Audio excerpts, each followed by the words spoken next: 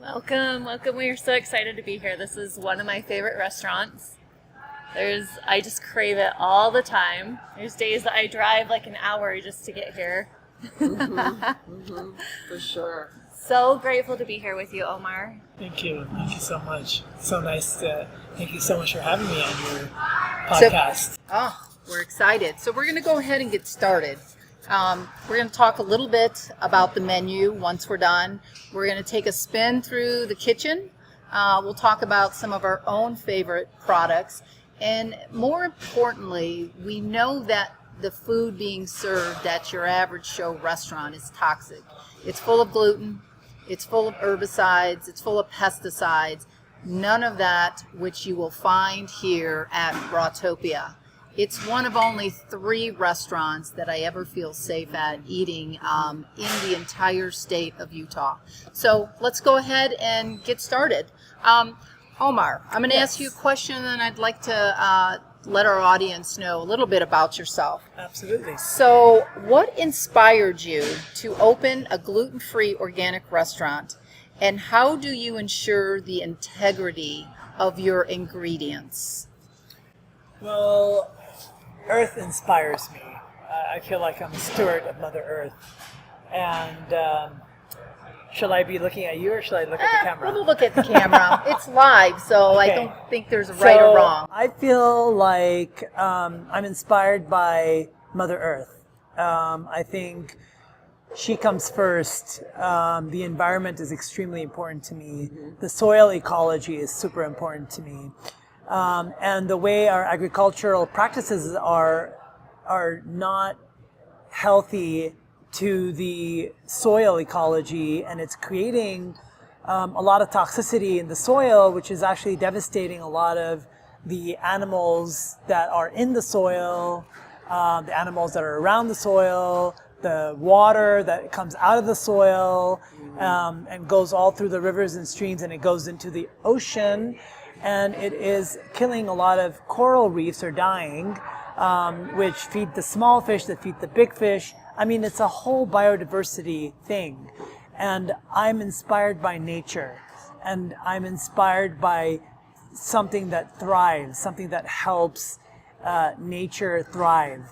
And so I decided to open Rawtopia because I believe in a clean environment, and I believe in supporting the farmers that grow organically, sustainably, regeneratively, in order to sustain the planet and the future generations to come.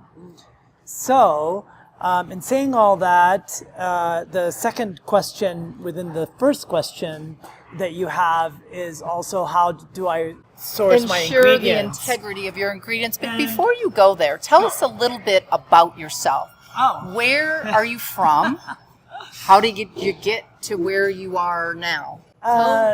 So I am Omar Abu Ismail.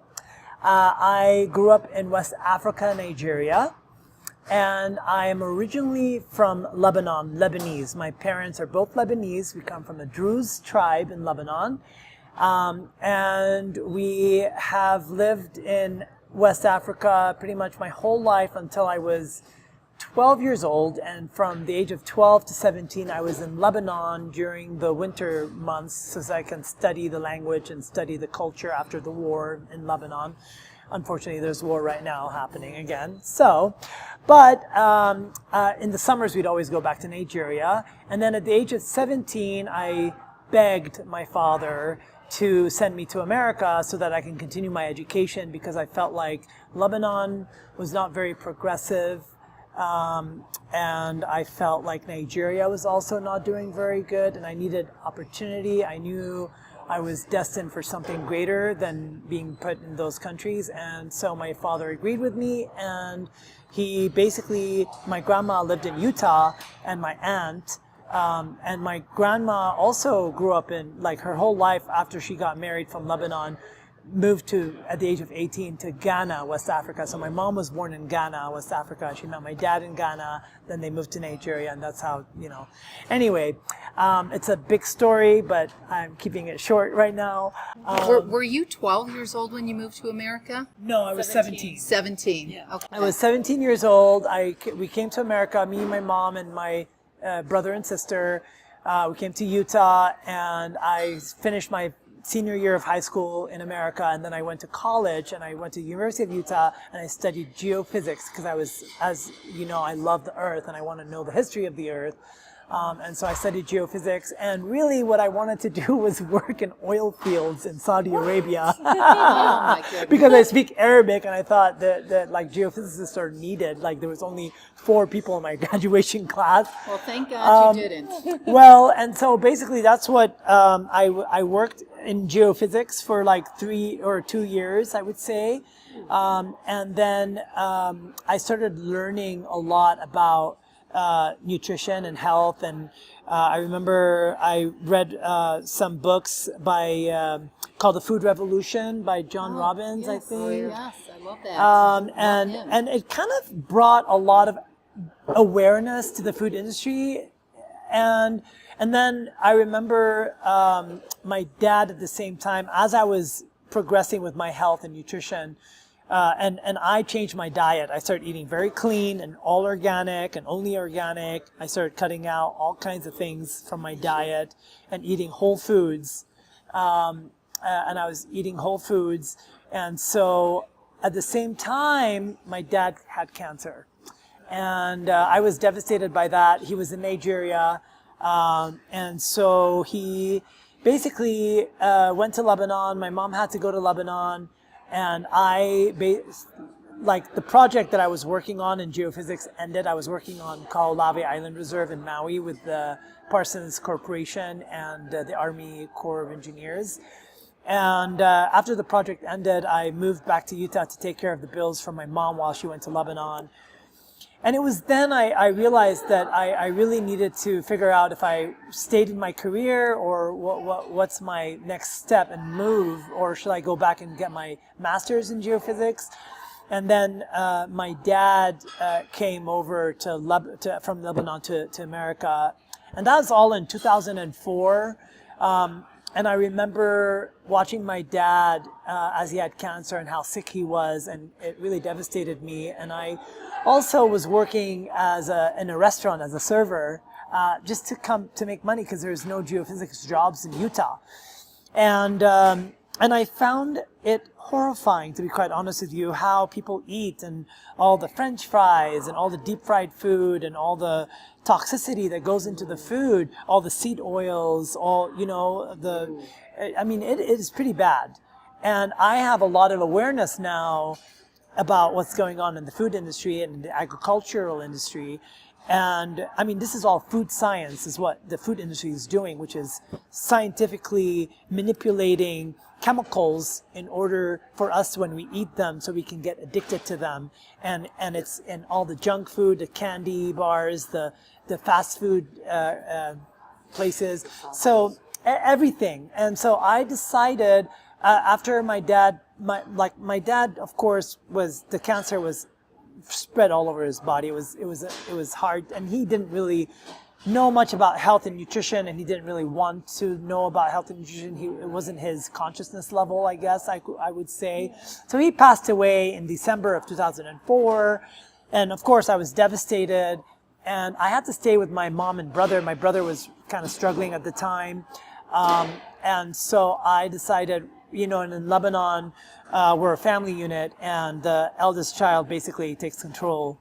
I become the father of the family, So I had to stay in Utah, and of course my passion was making food. My mom is the head chef at a restaurant, so she's also a great chef. And so I decided that I wanted to open a restaurant, and I wanted to support the organic agricultural business, and I wanted to create food that was healthy, and I wanted to create a safe place for people that were seeking healthy food to be able to come and enjoy a healthy meal. And that's how it all started. Oh my gosh, I love that. And you mentioned Food Revolution, so I'm a big fan of Food Revolution. Yeah. I myself follow Ocean Robbins. Oh, good. And his dad was actually, his father The owned owner of Baskin-Robbins, yeah. and because even that ice cream, he knew it was not Toxic. good for the body, he walked away from a multi-million-dollar business and didn't really want any part of Baskin-Robbins.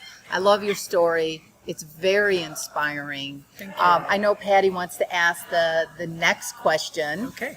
So, Well, did I answer the, that's right. Oh, no. the- All right. The second part of that question is, how Yes. do you ensure the integrity, of your ingredients? Because we all know that the FDA allows the one ingredient, maltodextrin, which is really just a hidden gluten, which even you find on a lot of the certified gluten products out there. Yeah. So how do you ensure the integrity for all of your patrons, all of your customers who eat here on a regular basis, and the people that are just getting to know your restaurant?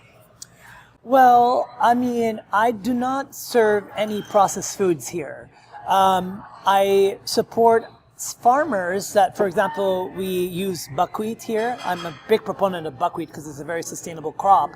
And we sprout the buckwheat before we use them. Everything here we sprout before we use them. And I use a lot of... For our listeners who don't understand what sprouted mean, what does that mean? Well, sprouting is a miraculous process of life itself. When you put water in a seed or a nut or or a legume or whatever you want, like a seed, when you put water in it, it drinks the water and it builds the potential energy in order to grow into a plant. And that process increases the nutrients by 600%. So, and it releases a lot of the lectins and the phytonutrients, there is enzymes protecting the seed from other insects, invading insects to eat it, right? And so these enzymes basically break up, and so it becomes more assimilated and digested in our system.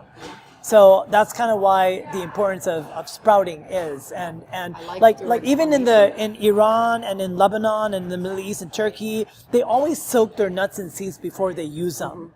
They always soak their rice, they always soak their beans, their lentils, and they always in Lebanon they actually sprout a lot, and they're like tabbouleh, for example, is a famous Lebanese dish.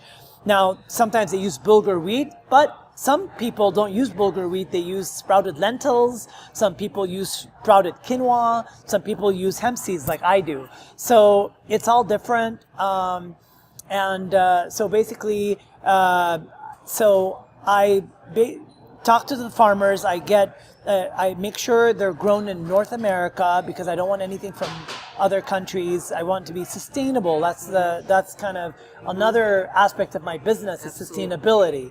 So I want to get food that is growing around me as much as I can before I go into other countries. You know what I'm saying? Now, cashews, unfortunately, I have to get from Thailand or from Philippines or wherever they grow cashews at.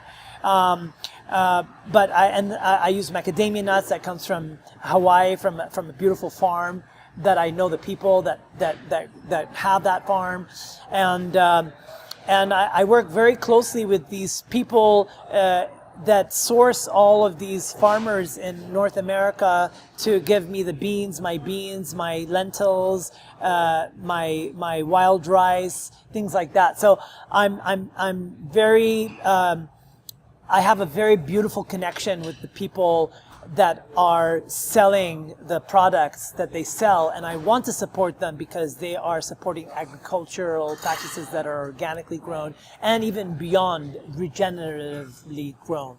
So then I have seen you at the farmers market. Yeah, so I go a lot. I go to farmers market a lot, and I harvest. I mean, I get a lot of my foods. I mean, I also have a garden. I have a big garden. I grow a lot of my herbs. I grow tomatoes. I grow cucumbers, peppers. I grow a lot of things.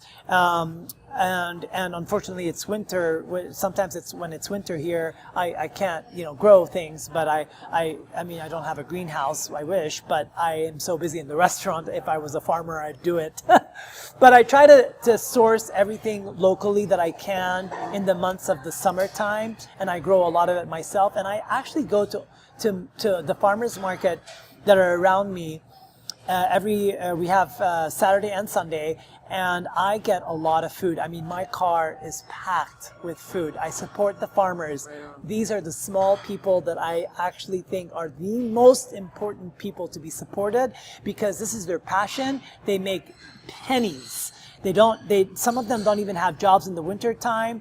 They're dedicated to their gardens, and I say we really have to support them, because the way they grow food, they're taking care of the soil, the topsoil. I mean, I don't know if anyone knows this, but when you spray glyphosates on crop and you use larvicides, insecticides, pesticides, fungicides, I mean, these all contaminate the topsoil and it destroys it. It takes Mother Nature over 2,000 to 10,000 years to make an inch of topsoil. You know what I'm saying? So that's why I like to support my farmers, is because they really take the time to do their compost, their dried leaves. They do the effort to keep the soil nutrient dense, so the produce that comes out of that is nutrient dense as well. And no one talks about that. Yeah, and you know what? We do soil talk about it. ecology. That's why we look at our children being sick, because there aren't really a lot of nutrients in the food that is being grown nowadays. Absolutely. They're being killed off by Roundup, 2,4-D, Absolutely. glyphosate, glufosinate. Absolutely. You need it, and this is a problem. I mean, I think, huge problem. and sometimes I really am surprised. I feel like it doesn't, like, a lot of people are not very concerned. You know, like when I go to Costco, for example, I like to get my organic berries from there. And I look at all these people, and they're all buying these inorganic berries when they know, I mean, I think it's pretty much out that berries are very sprayed. Yes. So why are you getting the inorganic berries and not the organic berries? So it baffles me. It's price. It's the price. It's cheaper. Yeah. But It's also lack of education. People don't know. This is part of why we're doing this. yeah. And one of the educate. things too, you know, that listeners need to know is that you kind of eat your fruit in season. So Yes. we all love a strawberry, but we know that organic strawberries are more expensive Yes. in certain times of the season. But that's when you kind of flip over to maybe an apple Yeah. or a banana. Well, I personally think that eating, like you bring this up, now that you bring this up, apples, even if they're organic, they're waxed. Right. And they're injected with stuff so that they can have a long shelf life. So I do not recommend apples at all. Really? Yeah. And if you do get apples, you need to peel the skin. You know what I'm saying? Unless you have And- apple trees. I have apple Yes, trees. if you have apple trees, that's great, because that's kind of what I do. Is I harvest all my apples, and if I can't eat them all, I dry them so I can have my healthy snacks during the winter time. Right. And like in the winter time, I focus more on pomegranate. I focus more on persimmons. I focus more on the things that are growing in you know, because we're by California, so we can get pomegranate and persimmons in the winter time, Right. and then oranges. You know, so I only eat food that is or fruits that are basically in season. Right. Because of the fact that a lot of times when these fruits are being harvested and then they're injected and waxed so that they can stay all winter long. Right. I think you know what I'm saying? So I have a big issue with that. And like also like watermelon and grapes are everyone loves watermelon and grapes. But where's the seeds? But at? there's no Why don't seeds they in have them. seeds in them? Like I'm from Lebanon, and every single grape had seeds in it. So we're not used to having grapes without seeds.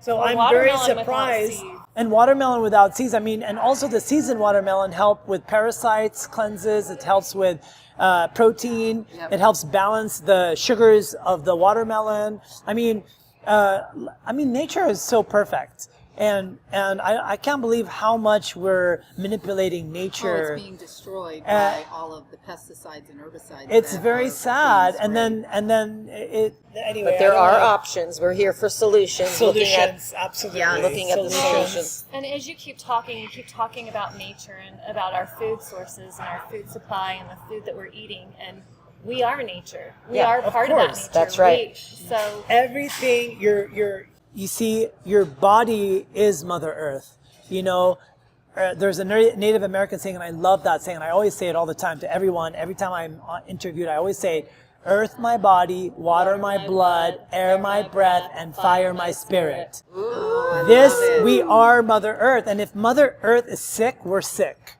We are a reflection of Mother Earth. Right. So we're stewards of this planet. Like this planet is God's creation. And if we don't take care of it, why are we here? Why did God put us here? And if we can't take care of His creation, then how are we expected to be happy in heaven or even go to heaven? Or even if we make it can't, another 200 years. yeah, if we can't take care of what we have now, which is so heavenly and beautiful and precious. I mean, have you ever gone to a waterfall in a mountain and seen clear water and bathed in it and felt the birds and the hummingbirds and the dragonflies flying everywhere? I mean, we live in a magical earth. It's a beautiful place, and our responsibility is to be stewards of this planet and to protect it. And for the future generations to come, what are they going to do? yeah. We have to start creating solutions for our trash, for our agricultural practices, for renewable energy,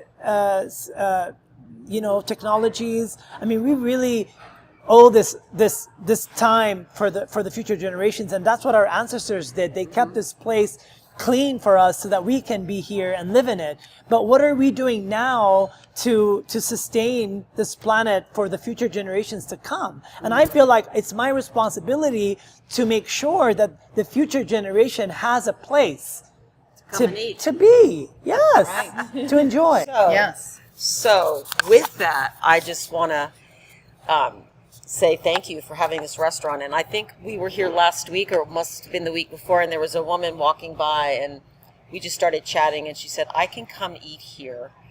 I don't know if she chatted with you or she not. did. I saw that. She was like, this is the one place I can come and eat. And she has a lot of different health conditions because the food is clean. So yes, it makes such a huge difference to go to a place, if you're eating out at a restaurant, making sure what you're eating.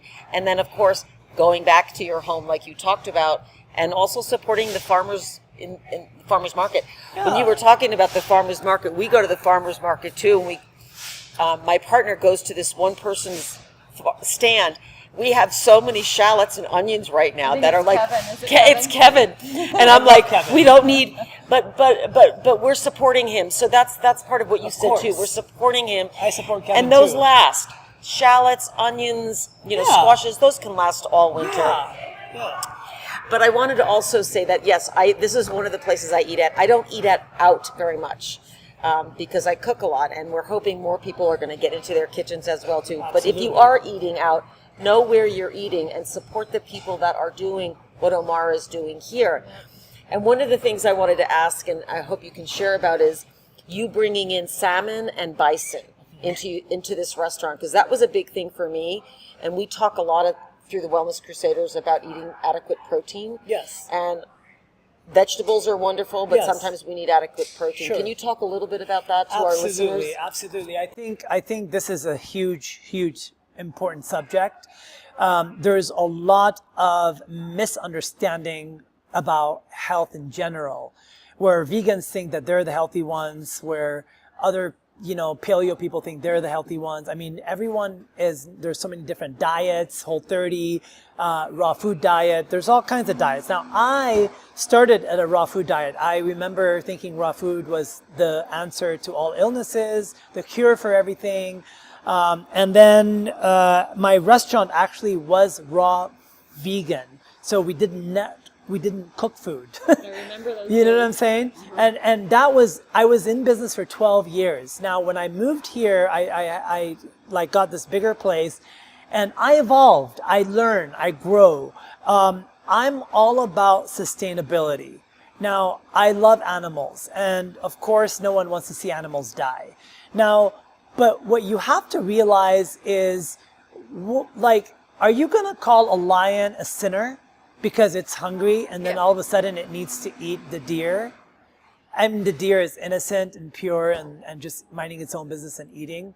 How do you explain that, for example? So I think there's a lot of confusion about the way Mother Earth works. Her language is different than our language. And I believe that if you live in colder climate areas, you actually do need to partake of the resources that you have around you, because let's say you did not have the truckloads of wheat and beans and your vegan products coming into town. Let's say you didn't have that. How are you going to live? Well, how did the Native Americans live when they lived here 10,000 years ago? That we know that people were inhabited this place. They didn't have truckloads of things coming from China and from Mexico. They basically had their agricultural system done, and they, just like Lebanese people, just like any indigenous people that live sustainably, they grow a lot of their food in the summertime, they harvest a lot of things, and they dry things, and they utilize everything that is the abundance of the summertime that grows to sustain them in the winter times. Now, in the winter times, what do? They hunt. And hunting is a big part of our human nature. That's how we were able to survive in colder climates. And so hunting is a beautiful practice that has done, people are very, when they kill the animal, they pray over the animal, and they use every part of the animal, and we are also going to die and give our lives back to the earth and to the worms. So life is a circle. It's a circle of life. You know what I'm saying? And that is why I decided it is very important to eat animal protein sometimes, because you do need the amino acids. You need that protein. We humans thrive on protein the most. Exactly. I mean, yes, there's proteins. By the way, there's proteins in vegetables. There's proteins in sprouted nuts and seeds. There's proteins in hemp seeds. There's protein in everything. You see what I'm saying? And if you break down protein, it's really enzymes. Enzymes, I mean, it's amino acids plus amino acids, but you break down amino acids, it's enzymes. And that's why I like a lot of living foods, because I feel like there's a lot of enzymes, enzyme-rich foods. It's very crucial for our bodies, and the way we assimilate these nutrients has to be in a broken down form into amino acids, into enzymes, so that it could be taken into our bloodstream. Does that make sense? Yes. So, but that's why I feel like yes, we do need animal protein, but we also need to be diverse with our diets. I like diversity. Gardens. Yeah, diversity. like what's growing, what's in season. You know what I mean? And also there are farmers that are raising cows and pigs and chicken and you know what I mean? And sometimes they have to, kill their animals to feed people and to feed themselves and their families, and you partake of that, and it's part of this is how our ancestors survived for a long time. So, and it's very sustainable.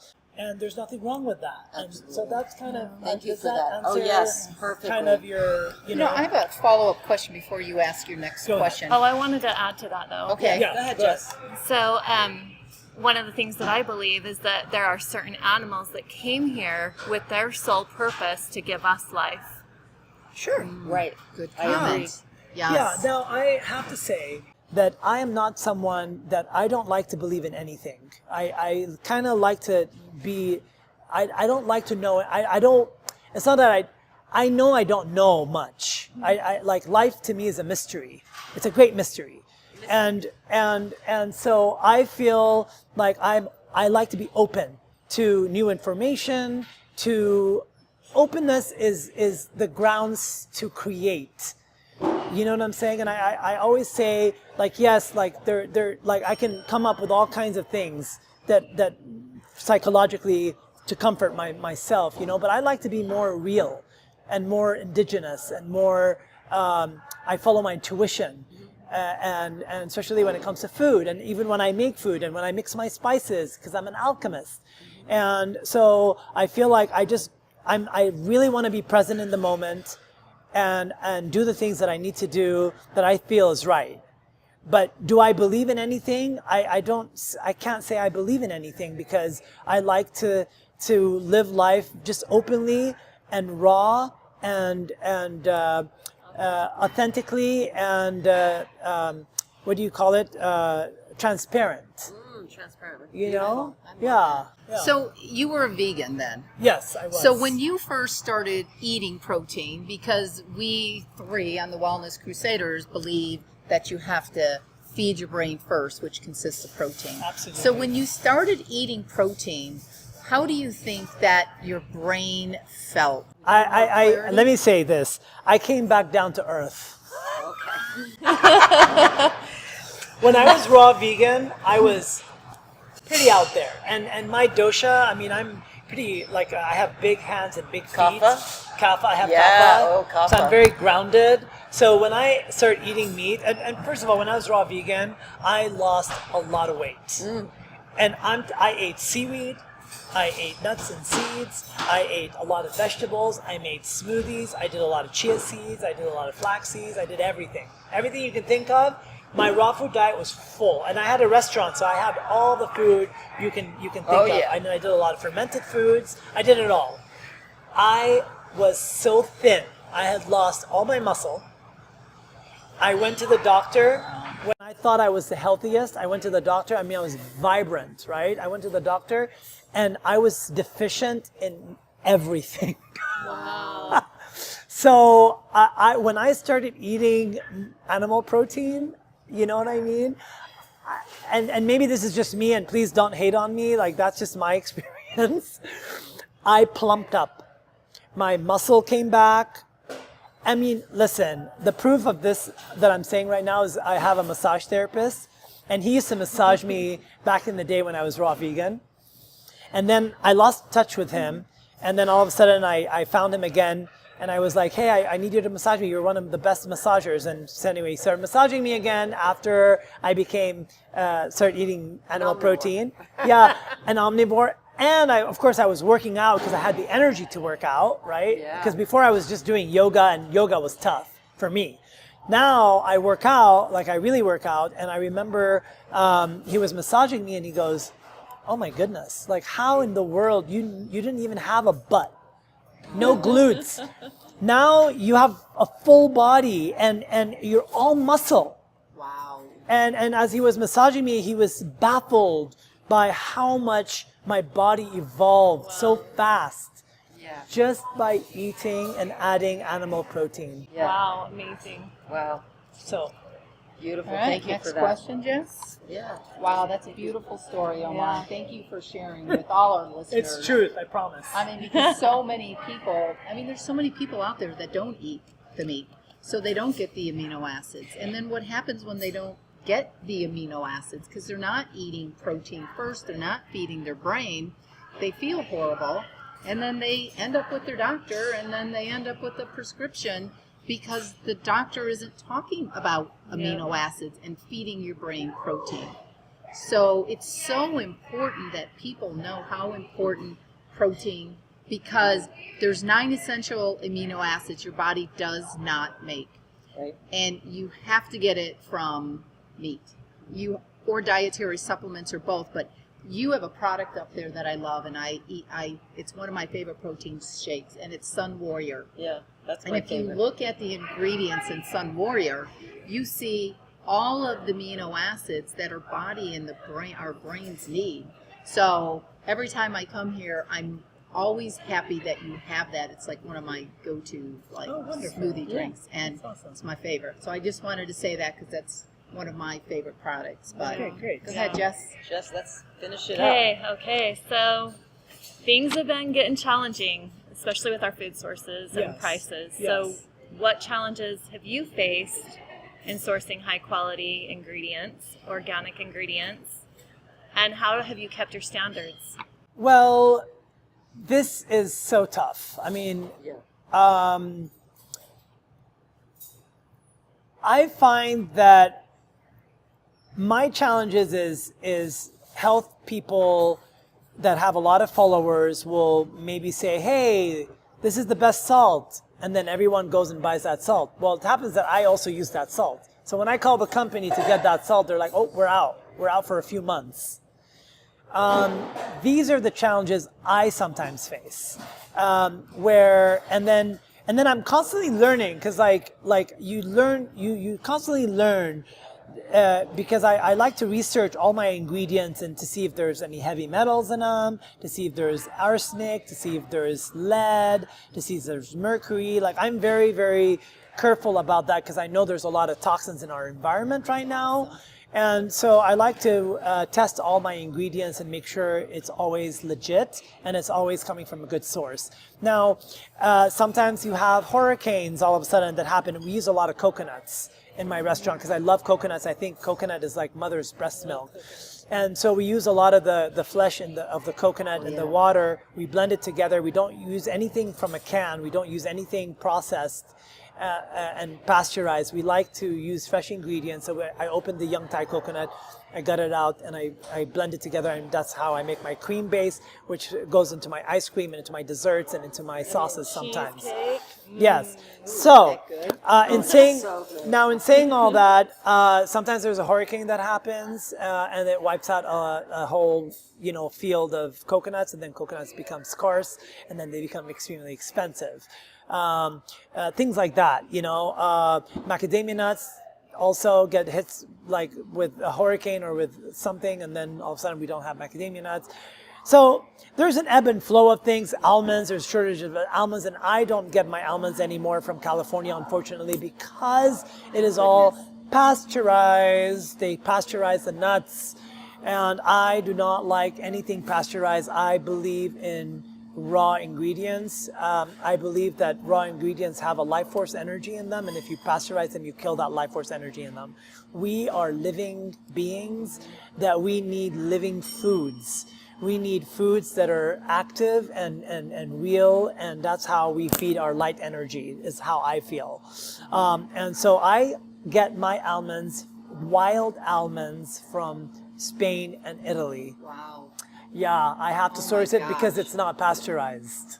Wow. And it tastes so good, and when I soak them in water, they are so delicious, and they have so much more flavor than the almonds that come from California. And I don't know of another single restaurant in Utah that imports from Spain or Italy on their almonds. So that's just another step that you're and taking. I get it, like, I'm all about sustainability, but sometimes I have to also care also about nutrients-dense foods, and people come to Rawtopia because their health depends on it. They come because they made the choice. I know if I eat here, I'm going to feel nourished.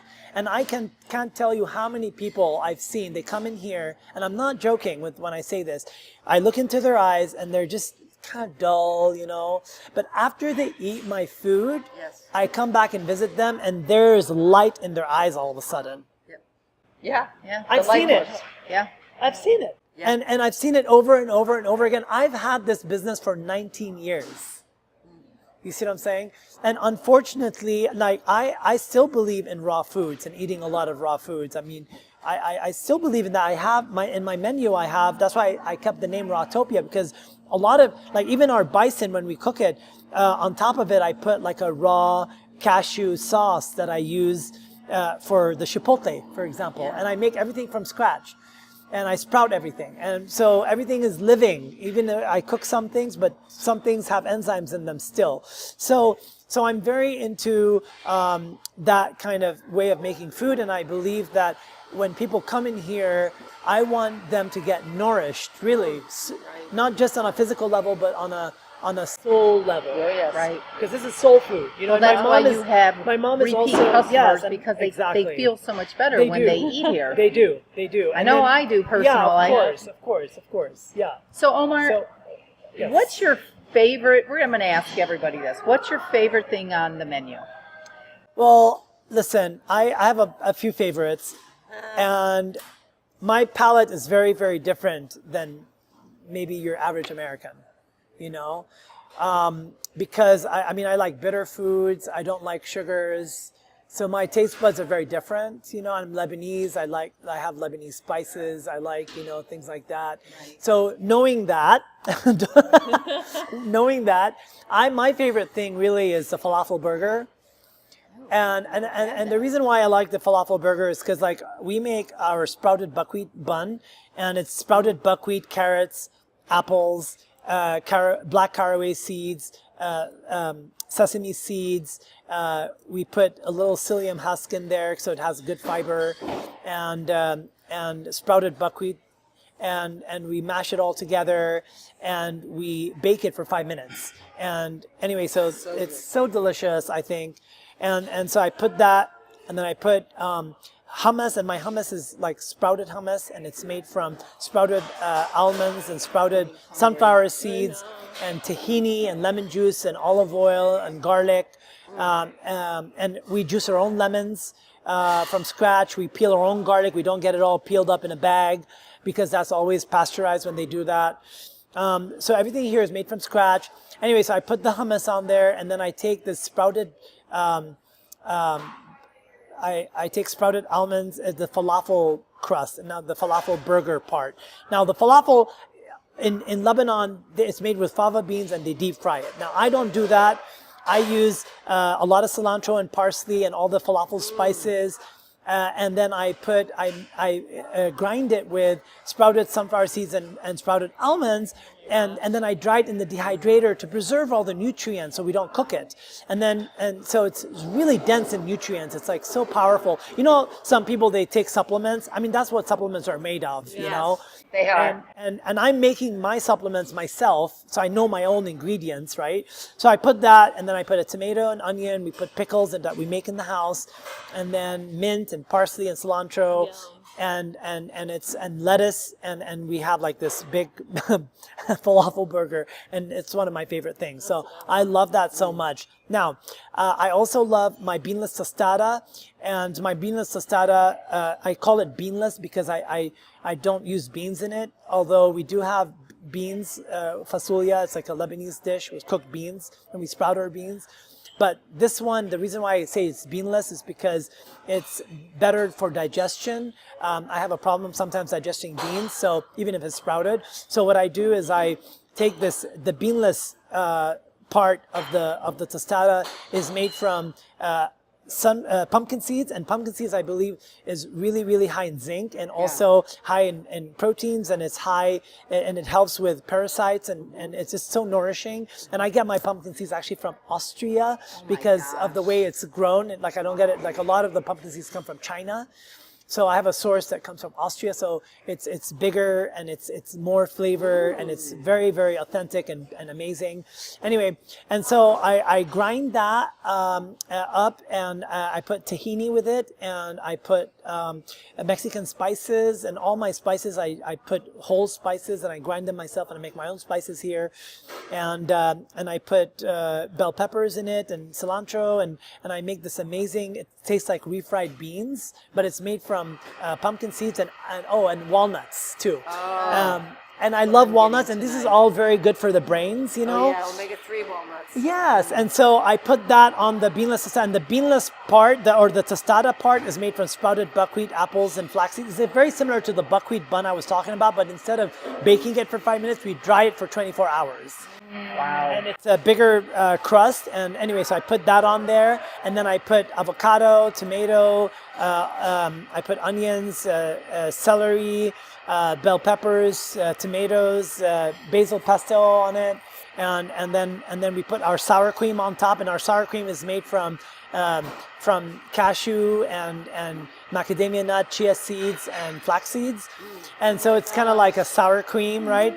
Anyways, I put that on there, and we put our chipotle sauce on top of that, and it's like this big, beautiful mountain of deliciousness, and it comes on a bed of deep leafy green vegetables. It comes on a bed of deep leafy vegetables. And now I want to say something. Can I? Sure. Listen, some people can't digest raw vegetables very good, and I get it. And it's legit. It's not like you don't have a problem. I believe that sometimes you have to understand your genetic pool. And for example, I'm from the Middle East, so in the middle, like a lot of like our vegetables come from the Middle East, like the seed banks all come from the Middle East because so I can digest all of that. You know, I can digest a lot of deep leafy green vegetables. I can digest parsley. I can digest a lot of greens. Now, some people that come from more northern countries, maybe they can't digest that much greens.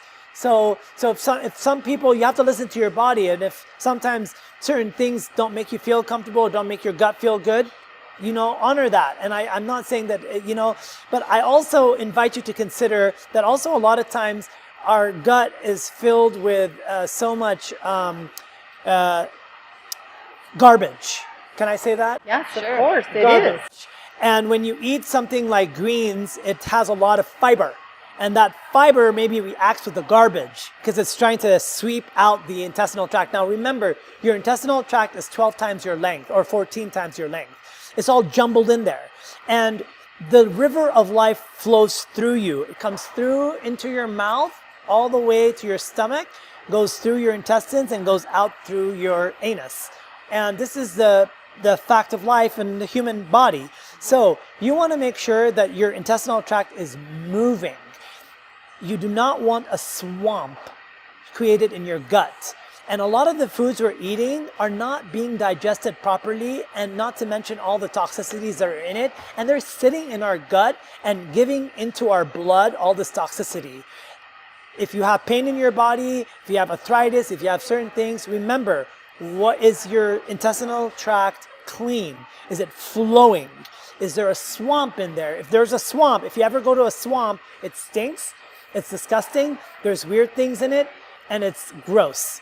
Think about it. You do not want a swamp in your body. No swamp. Because that's how death happens. You want your intestinal tract to keep on moving. So that's why I'd suggest eat high fiber foods, keep your gut flowing, and don't eat a lot of processed foods. Don't eat a lot of foods that are going to clog your gut up. And one of those foods that clog the gut is wheat. Right. And our wheat is filled with glyphosates. Yes.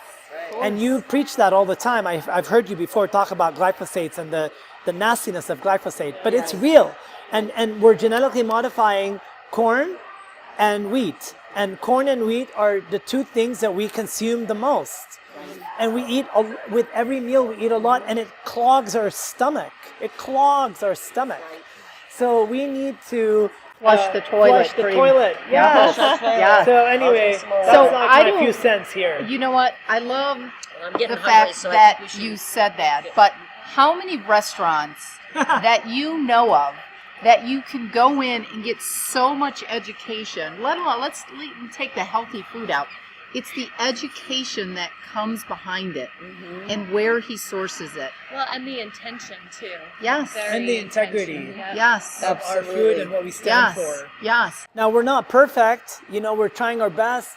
You know, sometimes I've had, like, and I don't want to say this, but unfortunately, like, I get a lot of my food from the farm, and sometimes the food is filled with insects, and we have to wash it like triple times. But sometimes things get missed, right? And Well, it's just and a little extra like, protein, right? well, I know, but like my food is so fresh. Like that's what I wanted to say. Right. It's not like a manicured McDonald's place where everything is, you know what I'm saying? And real people make it. So I say also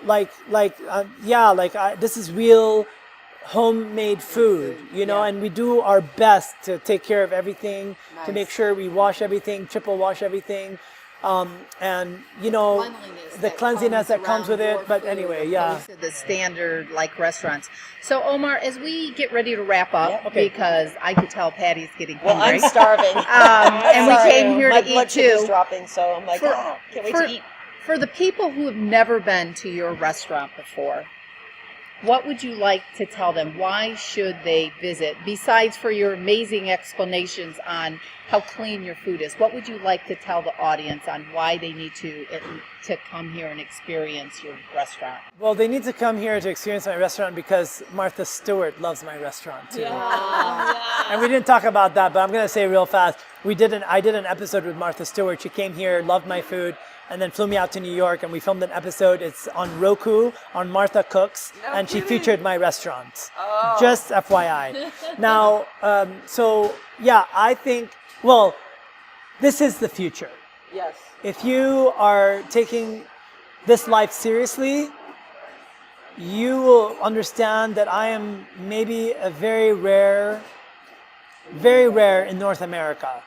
And I struggle also because I don't feed the masses. I don't, it's like a niche. Like everyone, like it's only people that are conscientious of their food, that are healthy people, they come and eat here. But that's like 5% of the population or less.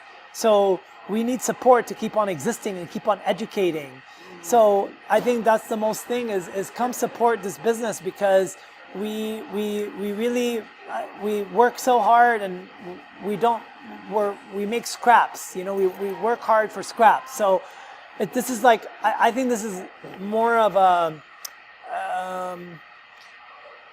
like a gift. And I'm saying this because I know myself and my mother, we put our heart and soul in this business, and we want to support, we want to make healthy food shine. We want to make healthy food taste good. It does taste good. And anyway, so that's kind of why this is a place where you actually get to support, because it is crucial for the future generations to come. And if this place goes, I don't know if there's ever going to be a place like this. I really don't, because no one is gonna put that kind of energy and effort in this kind of in a place like this. Honestly, no one is gonna do it with the right minds, because it's a lot of work. It's a struggle. So please come help a small business and help it thrive, so that we can continue doing good in the world and continue supporting these organic agricultural practices and local businesses and local farmers. I mean, yeah. Yep. I love it. And you put love in everything. Love, baby. Love is the key to life. I mean, if you don't have love, you're empty. Yes. So, Omar, it's been such a pleasure Thank you visiting so with much. you. We're Thank you so so much for having honored me to on be the show. here. So how do people find you on Facebook? Well, I'm at Omar's Rawtopia on Facebook and Instagram. Okay. So Omar, and then Omar's Rawtopia, OMARS, and then Rawtopia, RAWTOPIA. Nice. And you can find me there. My name is Omar Abu Ismail. You can find me on Facebook as well. And you can go to my website, rawtopia.com. And a lot of information will be there. And we're going to launch our online store. So we're going to be able to ship crackers worldwide. Gosh, I love crackers. And yeah, so I have like... these are my favorites. So these are like vegetable crackers, and then I have like my grainless granola, which is made from sprouted buckwheat, wheat, walnuts, and pumpkin seeds, and dates, and cinnamon, and Celtic sea salt, and love. And love. Anyway, Sour cream kale chips. so And the yeah, vegetable crackers, which are my favorites. yeah. So all this product is raw and dehydrated and delicious and very nourishing, and so yeah. So we'll have all this online, and yeah, and just and then sometimes I'll do retreats and things like that. So just follow me and get on my email list, and let's make this world healthy again. Yes. Let's make America healthy again. All right. Woo! So 3961 South Wasatch Boulevard, and come and have the cheesecake, the coconut cheese. Yeah. Oh, the berry cheesecake. We're all going to eat now, so thank you everybody for listening. Thank you, Omar. Much love. Thank you. Much love from Rawtopia.